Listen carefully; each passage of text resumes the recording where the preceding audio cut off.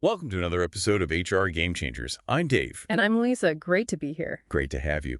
Today we're looking at some really interesting insights from an article by Brett Beauchamp Russell called Unplug to Excel: Smart Digital Detox Tactics that Spark Innovation, Curb Burnout, and Create Thriving Teams in Today's Hyper-Connected Workplace.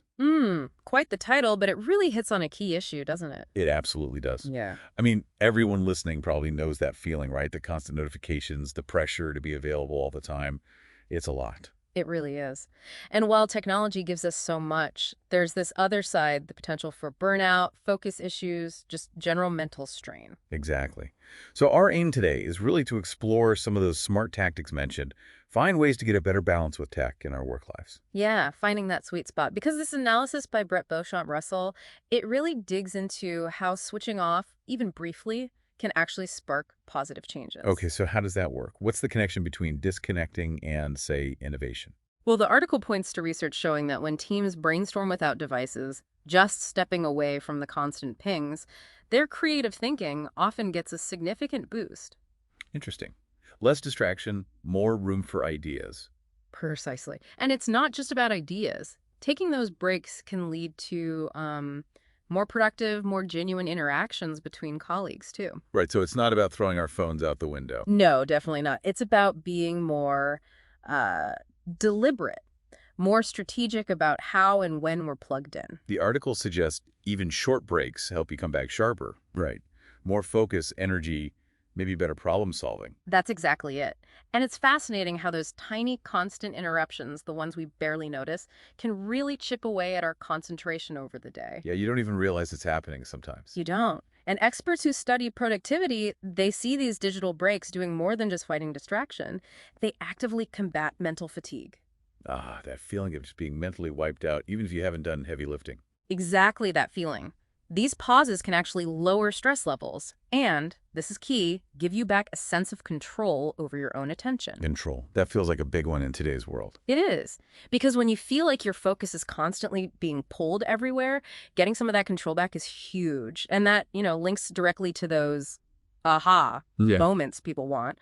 A less cluttered mind is often a more insightful one. That makes a lot of sense. Okay, so shifting gears slightly. The article also talks about how work just follows us everywhere now, blurring the lines with personal life. Oh, absolutely. The portable office. Right. What are some signs, maybe subtle ones, that someone might be experiencing this digital overload without quite realizing it? Well, what's interesting is how normal some of these signs have become. The article highlights things like checking social media very frequently or constantly refreshing email, even well outside work hours. That compulsive checking. Yeah. And these things seem small, but they can gradually wear down your motivation. They really disrupt your ability to get into that deep, focused work state. I can definitely see that. That little dopamine hit from checking, it pulls you right out of whatever you were doing. It does. And it's not just a productivity drain. There are real well-being consequences, too. The article links these packed digital schedules to poorer sleep, for example. I believe that. And also that kind of persistent feeling of urgency, like you're always slightly on edge, even if there's no actual crisis. Yeah, the always on pressure. Exactly. And look, instant communication is great for remote teams, hybrid teams, no question.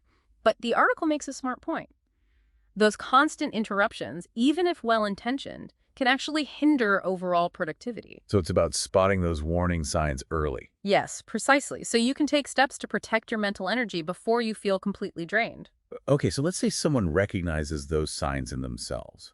What are some practical steps, some concrete actions they can take to build better boundaries, especially at work? Well, thinking about workplace well-being, the article really stresses being more selective, prioritizing. Brett Beauchamp Russell points out that, not every single notification needs an immediate response. That feels like a radical idea sometimes. It can feel that way, but industry analysis backs this up. Learning to tell the difference between what's truly urgent and what can wait is a foundational skill now. So filtering becomes key. Absolutely. And from there, you can use practical tools, setting specific do not disturb times, maybe turning off alerts for non-essential apps during focused work blocks. These things can cut down interruptions significantly. It sounds almost basic, but I can imagine the cumulative effects being quite powerful. Less noise, more signal. That's a great way to put it. And what's really encouraging, the article notes that when leadership actually models and supports this, you see real benefits. Better team morale, fewer misunderstandings from rushed replies. And maybe just more thoughtful communication overall. Exactly. It really highlights the manager's role here, doesn't it? Promoting mindful tech use, building a culture where it's okay to be focused, where balance is actually valued, not just talked about. Okay, that leads nicely into another concept from the article. Embracing technology mindfully. I like that it's not about ditching tech entirely. Right, because that's just not realistic for most of us. So what does mindful mean here, practically speaking? It's about being purposeful, deliberate. Yeah. As the article clarifies, it's not anti-device, it's about how we interact with them. For instance, while software is great for streamlining things, relying on too many different communication tools can actually lead to overwhelm. Information overload from trying to keep up with everything everywhere. Precisely. And there's solid research showing that constantly switching contexts, jumping between email, chat, documents, video calls, it really hammers your concentration and performance. That switching cost. It's surprisingly tiring, even if you don't notice it in the moment. It really is. So the article suggests practical strategies like scheduling specific blocks of time just for email or just for checking messages. Batching tasks, essentially. Kind of, yeah. Building that discipline to resist the constant impulsive checking. It provides that clear structure some people need to avoid feeling swamped by the digital flood. So moving from being reactive to your tech to being more proactive about how you use it. Makes sense. Now, what about organizations? How can they help create this lasting balance? Well, the good news is it doesn't always require massive, sweeping changes right away. The article suggests starting with smaller, meaningful steps. Like what? For example, scheduling some team activities that are intentionally device-free. Maybe a brainstorming session, maybe just a team lunch without screens. It sounds simple, but it really helps strengthen those interpersonal connections. Yeah, actually looking at each other instead of a screen. Exactly. It builds empathy, trust, camaraderie in a way that purely digital interaction sometimes struggles to match. I can definitely see the value in that. More human connection. Absolutely. And the article recommends pairing these kinds of things with broader wellness initiatives, maybe offering mindfulness sessions or meditation resources.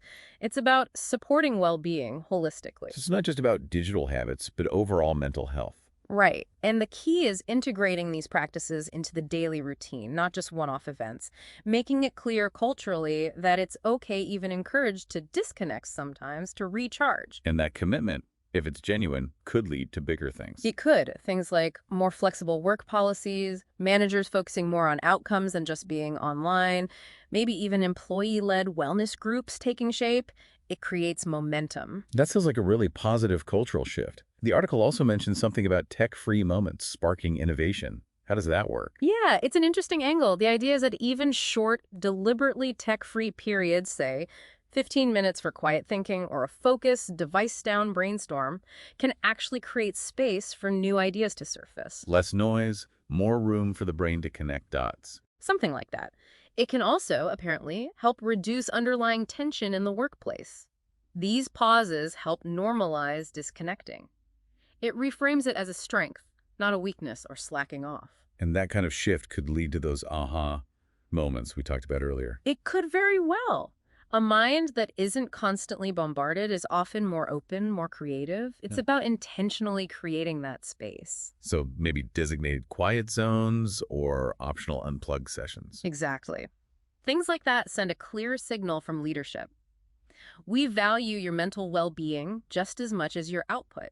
It reinforces that these breaks aren't about losing efficiency. They're about fueling sustainable performance. Right, you recharge so you can perform better and longer, not just burn out quickly. Precisely. Your well-being and your productivity, they really go hand in hand. They aren't opposing forces. That's such an important point to remember. It really is. And this whole shift towards a more mindful relationship with technology, it feels like a necessary evolution in how we work, doesn't it? It does. It's about using the power of these tools without letting them completely run our lives. Finding that balance, protecting your mental health. And the core message from Brett Beauchamp Russell's article seems to be about conscious choice, choosing when to connect, and just as importantly, choosing when to disconnect. Absolutely. And the research consistently backs this up. These kinds of digital detox techniques, even small ones, they link to better mood, better efficiency, and higher job satisfaction. It's quite compelling. So individuals who intentionally reset their digital habits don't just benefit themselves. No, it often ripples outward. It can positively influence their teams and eventually the whole organization's culture. Indeed. Well, that gives us a lot to think about. It certainly does. I mean, a final thought for our listeners. Just consider, how could even small, deliberate moments of disconnection unlock something new? Maybe more focus, maybe more creativity in your own work, and maybe even your life. Luisa, it's been a pleasure having you on the show today. The pleasure was all mine. And to all of our HR game changers out there, thanks for listening. We'll catch you next time.